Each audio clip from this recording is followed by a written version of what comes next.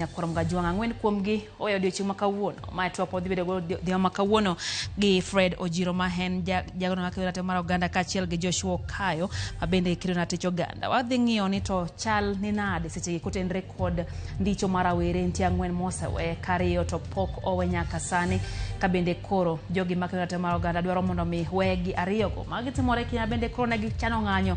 Wadhi ng'iyo ni to ng'anyo ma kama gichano pod entiere koso oyo magi duto e chenro mar Rameny Piny. Kaka pila roko pachi lai mar ote machuok ariade ka uchano no kabini watie live Facebook Ramogi TV K imbui mar SK Chelgi Ramogi TV Kenya mbui mar YouTube magi thuond weche.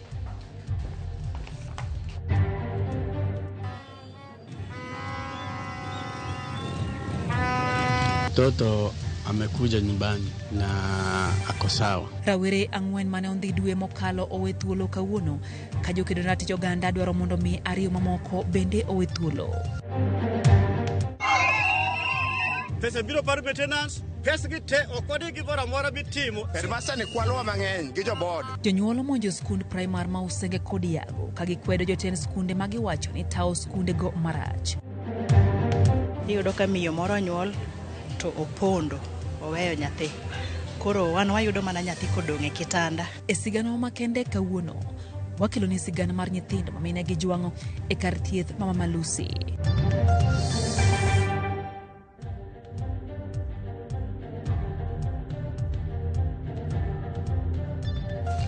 Machiegni Nyakwaro Mgajwang' ma en Rameny Piny wantie gi jaloko mora Belinda Adhiambo nyinga Lydia Okeyo. En fungruok ne moko kuom familia ma nyithindgi nondhi gi jomoko ma ok ong'e bang' rawere mar mang'wen ma osebedo ka olal kuom thuolo mar jumbe ariyo. We thuolo kata kamano rawere moko ariyo to pod ok ong'e kama ntiere. E boma Embu anyuola mar Billy Mwangi onyiso mor margi bang' yudo fungruok kaluwore gi midhiero ma gisebedo go ka gikadho e ka gimanyo wuodgi. Ka jokedo na tiro ma oganda dwaro mondo mi we thuolo rawere ariyo modong'. Rawere ang'wen mane ondhi gi jomoko ma ok ong'e tiyo gi mbui mar X e kwedo kitelo ma jatend piny Kenya William Ruto ka gitiyo gi tipo moko ma olosi e mbui owe thuolo. Billy Mwangi mane ondhi e boma Embu tarik 21 dwe mar 12 higa mokadho owe thuolo kinyi makawuono kendo koro en pacho kod anyuola mare. Billy ne ondhi e kinde mane oriko dhi liedo kama ne ondhi gi jomoko ang'wen manomo wengegi. Anyuola mare onyiso mor margi kinde mane ochopo pacho kata kamano ne giringo kode kar thieth mondo mitimne nonro pononi en kod hinyruok mora mora. Tumefurahi na bibi yangu, furaha ambayo mpaka saa hii we have not recovered from that happiness. Because it was really a trauma. But now that he has come, hiyo mambo yote ya shida na nini, let us just keep it behind us. Let us stay with the boy. We watch him, but the boy is okay. Mtoto alikuja saa 2, nisikia mtu kwa gate mtoto anaitana mama fungua. Sasa ndio nikafungua nikaona he's okay. Hapo kwingine Mungu anajua tu. Kwanza ni kushukuru Mungu kwa sababu ya kupatikana kwa Billy Mwangi, na pia ni shukuru wananchi wa Embu kwa sababu tumepiga kelele mpaka ikasikika na ikaweza ya kwamba tumempata Billy akiwa hai. Familia mar Bernard Kavuli mane ondhi ngong taiparo kod ariyo dwe mokadho bende oyango ni wuodgi oyudre gwenge ma Moy's Bridge county ma Uasin Gishu okinyi makawuono. Kavuli ma en japuonjre ma Mount Kenya University bende ne ondhi gi jomoko ang'wen manomo wengegi e kar dak mangong'. Anyuola mar Peter Muteti mane ondhi e gwenge mag Uthiru tarik 21 dwe mokadho bende oyango ni owe thuolo makmana ni pod en kod dang'ni mar paro. Muteti ne ondhi e kar dak ma Uthiru gi jomoko ang'wen ma ok ong'e mane oso e nyamburko moro kendo lal kode bang' yudo ote moko mabuogo ngimane. Bang' keto tipo jatend piny e mbui tipo mane oduogo rucho oko. Runi Kibet mane ondhi kanyakla kod owadgi Kibet Bull owe thuolo kata kamano kia kama owadgi Kibet Bull nitiere. Huma mar Kibet Bull nolandore e mbui to kano keo machienglo moko mag kwedo jatend piny William Ruto e mbui.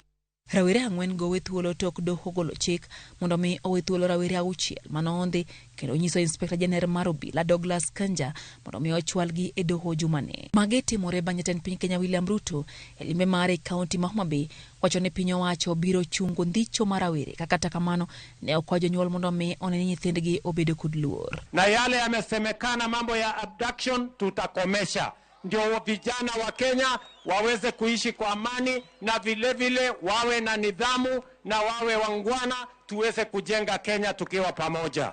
Bang' weyo thuolo rawere ang'wen go, riwruoge makedo ne ratich oganda dwaro mondo mi we thuolo rawere ariyo ma odong' mapok oyudi motelo ne ng'anyo mano chan bagi tich ariyo makiny. Mopom jod bura ma Kenya Kwanza oramo ne piny owacho ng'e adiera mag rawere ma indhiyo to ilal gode pacho kae. Jod bura go koro kwayo jatend piny Kenya William Ruto mondo chop singo manomiyo jo Kenya tok kawo telo ni obiro tieko weche mag ndicho e pacho ka. Jafwambo marwa Joyce Oduor lero bad migawo mochung' ne obila e pacho ka oyango ni okwach kich osechako timo nonro e wi buche duto mag rawere ma ondhi. E seche ma buche mag ndhicho gi lal miru kod rawere otimo newa e pachoka, moko kuom jotelo motenore korka sirikal koro yudo chir mar wuok oko motegno ka gilero ni sirikal ong'eyo jogo mandhiyo jo Kenya. Koloso e kanisa mar AIPC e Kinamba, jaod bura ma Naivasha Jane Kihara koro dwaro ni jatend piny Kenya William Ruto oduok penjo e wi ndhicho mitemo gi apisas mag arita kwe magiwacho ni dwa miyo jo Kenya luoro mar kwedo gigo ma sirikal timo ma ok dhi kare. Watoto wetu wawache kuuawa kiholela. Hiyo katuni anachora ni ile mnasema content creation. Akiko create, tumecreate ya Moi, tulicreate ya Kibaki, tulicreate ya Uhuru, na hakuna yule aliuawa watoto. You cannot tell us that the police is independent when we know it is the government that is behind these killings. Kihara bende okwedo weche mane jatend kweth mathoth e od bura mamalo Kimani Ichung'wah wacho ni jo Kenya ndhiore kendgi mar ketho nying sirikal. Ulimsikia rais mwenyewe akisema hiyo kitu iko na itakoma. Alafu walipoenda pale Bungoma, Mheshimiwa Ichung'wah with no shame anasema Rigathi ndiye anafanya utekaji nyara. Mzee mwingine sijui ni uzee ama ni nini na msumbua, akasema watu wanajiteka nyara kwa sababu ya siasa. Sasa kijana ajiteke nyara, ajiue na ajitupe kwa mtaro. Jaod bura Magilgil Martha Wangari to korka kore bende okwedo weche mag ndhicho kowacho ni piny Kenya nigi chike ma uwinjo luka poni ng'ato koso ma ok ndhiyo gi lal miru gi ng'ato. Kama mtu amekosea, ashikwe, apelekwe kotini, aandikishiwe mashtaka, lakini asikosekane. Sababu akikosekana inaleta wasiwasi. Mama anakaa nyumbani, hajui mtoto wake ako wapi for a month. Hawezi kuwa na amani. Nao judiciary wafanye yao. Bende onyiso jatend piny William Ruto mondo chop singo mane omiyo jo Kenya mar tieko weche mag ndhicho, ka bende okwayo kanisa mondo kik ling ewi weche mag telo marach kod ndhicho. Na vile president ameambia watu kwamba hizi abductions zitaisha, tunatumai zitaisha, sababu that is not the way to rule ama to lead a country. Hiyo si haki, musi give up na nchi yetu. Vile mumeombea viongozi hapa, hata sasa musichoke. Korka kore, bad migawo mar obila ogolo milome ka giwacho ni okwach kich timo nonro ewi buche duto mag ndhicho ka buche mathoth nitiere doho. Bende gichiwo ler ewi achiel kuom rawere mane ondhi ma owe thuolo kawuono ka gilero ni Bernard Kavuli mane ogol lipot mar lal mare e tesend obila ma Ngong ne ochiwore owuon kawuono e tesend obila ma Moi's Bridge kendo okonyo e timo nonro. Bende gisingo ni gibiro tudore kod rawere moko mane ondhi ma owe thuolo kawuono magin Billy Mwangi, Runi Kibet kod Peter Muteti mondo gikonyre kod obila e timo nonro. Ma biro e kinde mar rowere ang'wen mane ondhi owe thuolo ka ariyo mamoko to pok oyud ndachgi. Joyce Oduor, Ramogi TV. Sirikal onyono kar tiende ni ikruok ni kare ne somo mar jograde 9 ma en grade manyien moting'o jopuonjre mokwongo manochako lai mar somo mar CBC. Kaluwore kod migawo mar somo nyaka sani klase 14,000 oseikore ka modong' 2,000 biro rumo machiegni. Aka Simfros Okinda lero no limbe moko kuom skunde nyiso ni kata obedo ni skunde moko ntiere kama ber, moko kuomgi pod biro medo rito kuom thuolo malach mondo mi jopuonjre oyud lwasi makare mar somo. Odiochieng' mokwongo mar chakruok mar tam mokwongo mar higa mar 2025. Ma bende odiochieng' mokwongo ma piny Kenya bedo kod jopuonjre grade 9 e bwo lai mar somo mar CBC. Jatend migawo mar somo Julius Migoso Gamba kod jagoro mogirore migawo no Bilio Kipsang nolimo skunde mopogore mar nono ikruok margi ne jo grade 9. We are almost over 90% of the construction, so we came round to confirm that these classrooms have been done, and we are going to continue going around to check, even in those areas where classrooms have not been done, what arrangements we have put in place to ensure that the transition is smooth. Kipsang nolimo skul primary ma Thika Road e boma Nairobi ma nyaka sani onge kata klas achiel mar jo grade 9 ma oseikore. Skunde ma pod onge klese kaka ma ijiwo mondo many yo mar tiyo kod klese ma gin godo e neno ni onge japuonjre mokoso somo e wire ma pod nitiere. In some places where we have large classrooms, we shall consolidate some classes so that as much as they are bigger, they will be able to learn within this short time. In some places, as I said, if we must do a mass shift where when there is a class that is on outdoor activities, another one will be optimizing on the resources. Skul primary ma Murema ma bende nitiere kaunti ma Nairobi to kata kamano nyiso picha mopogore kama klese 9 oseger kod sirkal kabich kuomgi biro ti godo gi jo grade 9. Nyaka sani migawo mar somo tudruok kod agulu mar NGCDF osegero klese 14,000 gi singo ni klese 2,000 modong biro rumo thuolo machuok mabiro. So far, CDF has done for us 3,000 classrooms which are ready and available for use. There are still another 2,000 at various levels of development. We at the Ministry of Education, as at this morning, we have done 10,500 classrooms ready out of the 11,000 that we were to do. And by end of within the next 5-6 days, we should have concluded our 11,000 classrooms. Kata bedo ni sirikal onyono kar tiende ni mana klese 3,500 kende emodong, wuotho skunde nyiso ni rem pod nitiere mar neno ni somo mar grade 9 ma ochakore ayango odiochieng' ma kawuono odhi e yo makare. Ne Ramogi TV e skul primary mar Murema, nyinga Simfros Okinda. Chakruok tam mokwongo mag somo higani obedo gi chochni tok jonyuol mag skunde moko pachoka bago ng'anyo ka giseotend skundego kuom tiyo marach gi mwandu mag skundego. Ripota marwa e kaunti ma Homa Bay Ali Abich chiwo ler kaluwore gi ng'ur mag jonyuol manomonjo skunde mag primary go. Okinyi makawuono jonyuol ma nyithindgi somo e skul primary ma Yago e kachur bura Mandhewa ne omonjo skundono ka giting'o obok gi andike maseyo japuonj maduong' e skundono kaachiel kod board matayo skundono ma giwacho ni osebedo ka tiyo marach kod mwandu mag skundono. En ng'anyo manorocho mokalo chenro mag somo e skundono ka giwacho ni omenda ma migawo mar somo e pacho ka osebedo ka oro mondo timgo gedo mag klese ne jopuonjre ma jo grade 9 osebedo ka imindnigo ka jopuonjre ma jo grade 9 e skundono to onge kata klas ma ginyalo some. Higni ariyo mosekalo nyaka ne JSS donji en ka nidwa lor skul nyithindwa mag jo grade 8 nodwa ng'anyo mane wakawo time moketo gi piny ne gineno ka chandruok nitie ma wasebedo kowuoyo kaka BOM members to japuonj pok oloso. Koro mae chandruok ma wan godo, wadwaro ni mondo Yago timne auditing. Wach mar ariyo, jo grade 8 ma sani dhi grade 9 samo yago skul kawuono ni onge klas ma gibede gionge kombe gi lokas ma gibede, ne giriwore desk chien kanyo ji adek e desk achiel. Losnwa lokas gi chairs ma pesa gibende osebiro kaka an BOM member, ang'eyo ni pesa nitie ma $500,000. Mano wan gi record kaka members mabede bura. Dwe mar 12 higa mokalo, Director migawo mar somo e sub county Mandhewa ne ondiko ne japuonj maduong' e skul Elisha Gonga mondo mi ne ochiwne gelere ndalo 7 kaka no omenda mar mogana 511 ne otigo ka janyuol to wacho ni omenda go osebere ka imindnigo gino mosedigo chenro mag dongruok e skundono. Mabang'e ne wandiko barua kodhi office Director of Sub-County Director of Education, County Director of Education, wamiyo copy, Director of TSC Sub-County, wamiyo copy, wamiyo bede copy, TSC Director, County level. Kaka performance, onge iye ka mwaneno. Kichwange ni pesa biro ka bastima, pesa biro bar maintenance, pesa biro bende mar pi. Pesa gite okwade gibora mora bitimo. Sikul biro ringo mana ka chenro maber nitiere. To kata kamano ok wasebedo gi chenro maber kaluwore gi head teacher mosebedo kanie sikundini.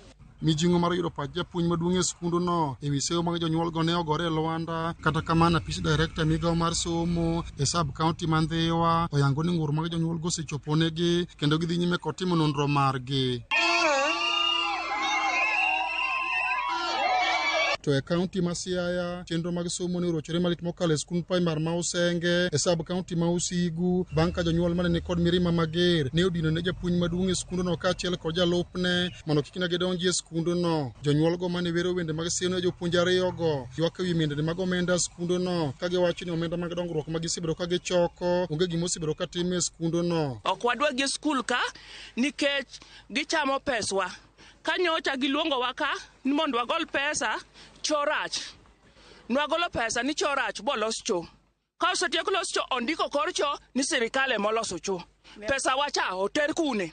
Mar ariyo, school classes ne richo. Wanyiewo tile jo Usenge, mtin jok manosomo Usenge ka.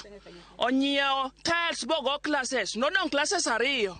Classes ariyo go jonyuol ema nogolo siling mia bonyogo tiles classes ariyo modongo bolos go classes. Grade 7 and 8 chiwo pesa mang'eny men 3,000. Gin total nyithindo en 488. Kigo gi times 3,000 en over million per term. Koro wadwaro nyithiwa oduog lunch kaka jomoko duogoga. Wagolo pesa ka mang'eny to kuma pesa gi dhiye wakia.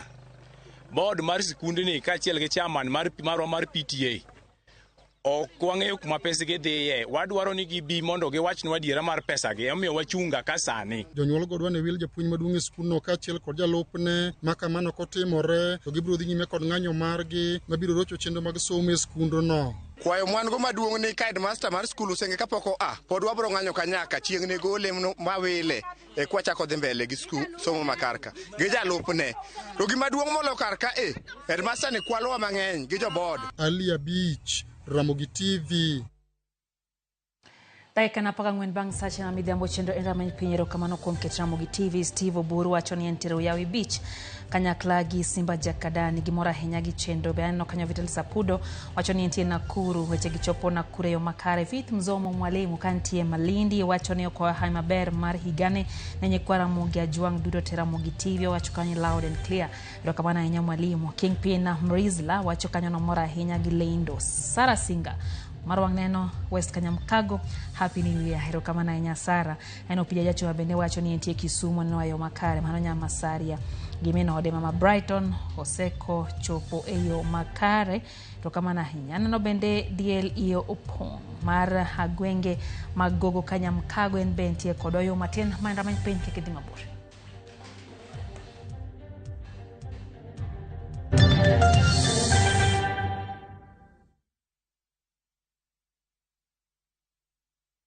Looking for thrills? Experience the excitement of gaming with Pata Pata. Play, win, repeat. Cheza games kali kama Vieta, Linko na Mines kwa platform yetu mpya. Sign up now and get up to 200% Karibu bonus on your first deposit to kickstart your winning streak. Feel the adrenaline as you play and win on Kenya's most exciting platform. Ni rahisi. Register, play, and experience the thrill of every win. Visit patapata.com now and play, win, repeat. Not for persons under the age of 18. Authorized and regulated by BCLB 447.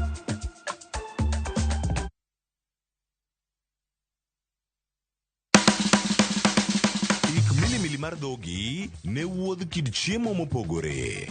Koro kwa keto pi dhi chwakore maber kendo dhi tedore maber. Mok ni wang'e mo. Chenro ka chenro dhialo mit chiemo. Gitedo itime nyaka obed makare gi suya kod ndhadhu mamit. Kitedo to dwaro ni ndhadhu go duto te mondo owinjre. Omiyo kihero chiemo in jatedo kata mana ng'ama ohero tedo, tudri kodwa tich adek juma ka juma e chenro mar tedo gi chiemo gi Jailieta tich adek saa 2 okinyi mana e Ramogi TV.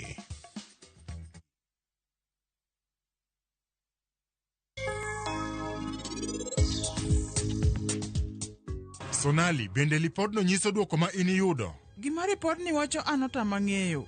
Ing'eni oken kaka in ni paro. Agombo ni anadak kodi e ngimana nyaka chieng' seher. I love you. Jang'ad bura, Kalure gi chike ma unuketo, Seher Kaur Gil odak koda e ot achiel. To bende an ang'e ni jaoda ohera kendo hera gi chunye te.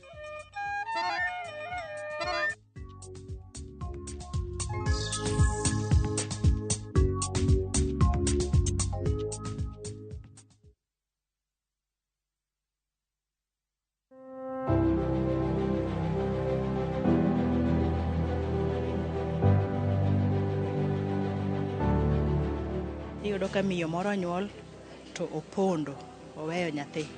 Koro wan wayudo mana nyathi kodong' e kitanda to wayudo ka miyo no osedhi. Ka mama moro konyre to samoro ok ne en ready mar bedo gi nyathi, koro wite takataka kamoro, koro kwanye okele. Ponono ni mama moro obiro ka claim ni ma nyathine, to nitiere nonro mitimo ma include DNA. All our babies are given back to the parents through a court order.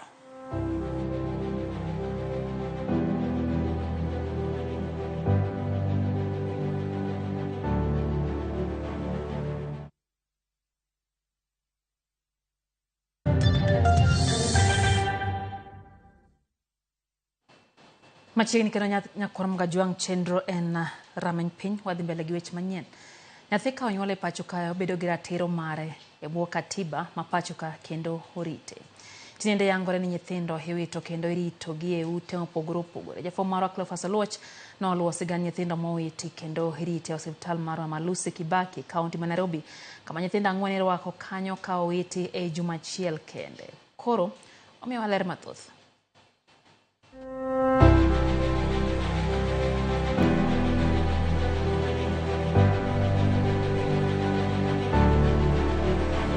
Nairobi, boma maduong' ei Kenya. To ka idonjo iye, nitiere weche moling to hinyo oganda.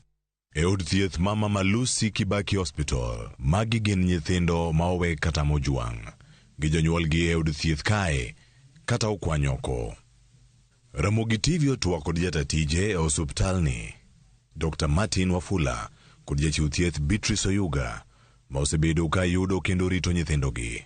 To nyithindogi iyudo giga kanye. Parents do come and claim the baby later. And in most cases they come to claim the baby when the baby is 9 months. You've already fed, you've taken care of the baby is almost, even they are walking. Iyudo ka miyo moro nyuol to opondo oweyo nyathi. Koro wan wayudo mana nyathi kodong' e kitanda to wayudo ka miyo no osedhi.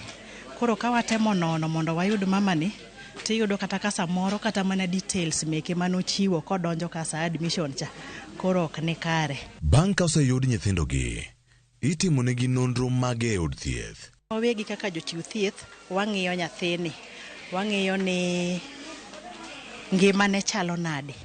En nyathi maber mangima, en nyathi manyalo bedo ni oseyudo shida moro, nikech iyudo ka nyathi min gi koweyo kata koyo moro biro make, gino ma idho kisungu waluongo ni hypothermia. Koro ka koyo ni omako nyathini, to wadwa ni mondo wa correct ma. Koro wakete kamoro monyalo yude liet, moloyo to wan gi kamiluongo ni newborn unit. Kanyo kamiketa nyithindo monyuol ma temperature mare ber, koro nyathini nyalo duogo yudo liet mar del kaka owinjore. Wachako wang'iyo ni nyathini ngimane ber, oyueyo maber, ochiemo maber, onindo maber, liet mar dende ber. Ka nitie shida moro amora kuom magi, to koro watemo mondo walok mano, kata wa correct mano. Nyithindo ma kwan gi romo nade ma iyude od thieth ma Mama Lucy Kibaki Hospital Nairobi kende? Jatend osuptalni leronwa. On averagely we are receiving around 4 children every week. And some of these children which you have seen, we are receiving a child who is 1 day old, born and dumped in a sewage. Tumepokea zaidi ya watoto 80 ambao tumeweza kupitia Children's Department na koti kuwapeleka nyumba tofauti tofauti, watoto zaidi ya 80. Na kwa majuma mawili ambayo yamepita, tumeweza kupeleka watoto 14 kwa nyumba 3 tofauti. Yangore ni thoth nyithindogi iyudo e kuonde ma yuto ji ni piny.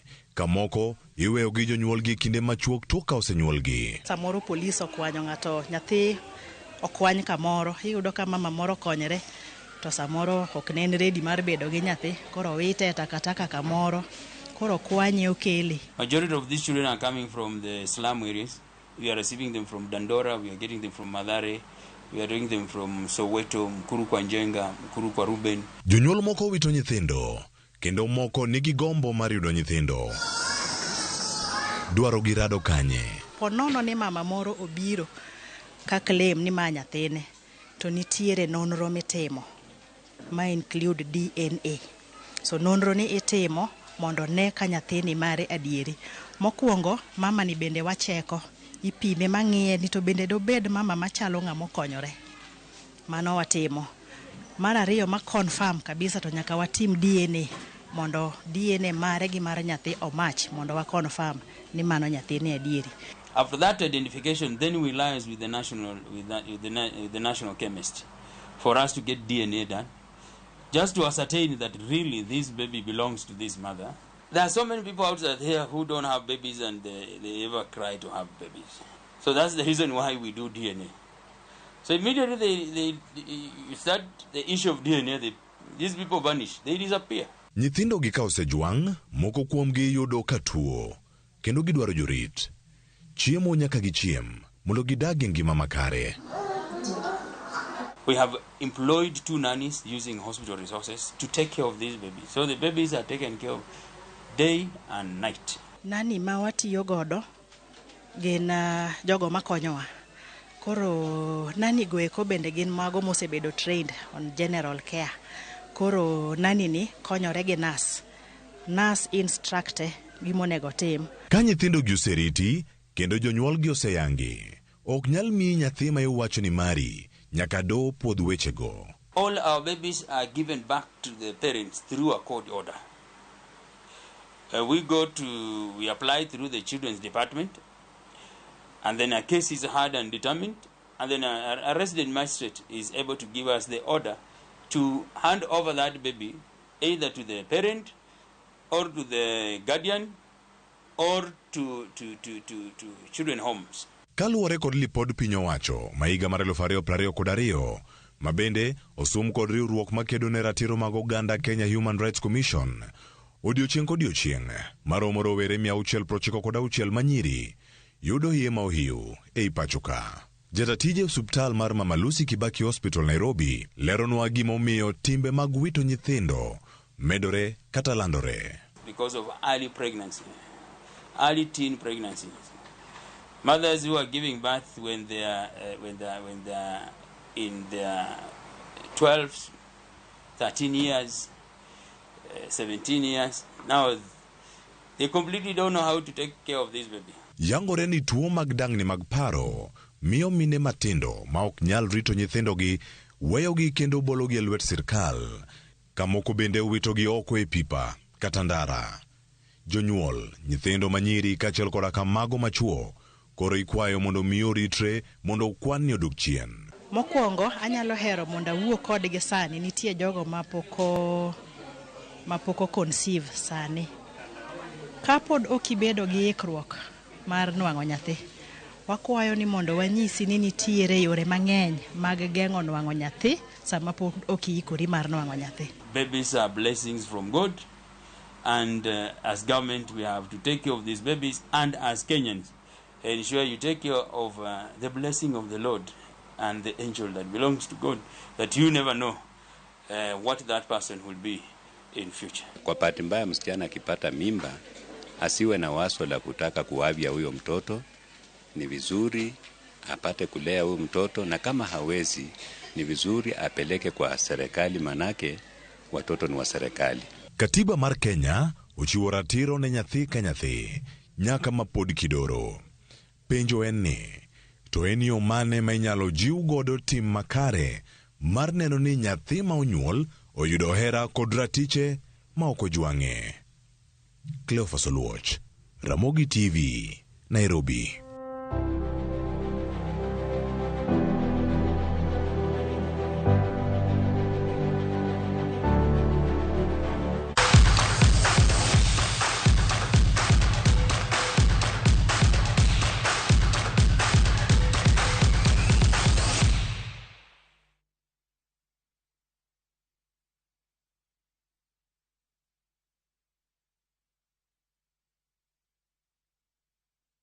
Kocha mar Harambee Stars Francis Kimanzi nigi geno ni Kenya biro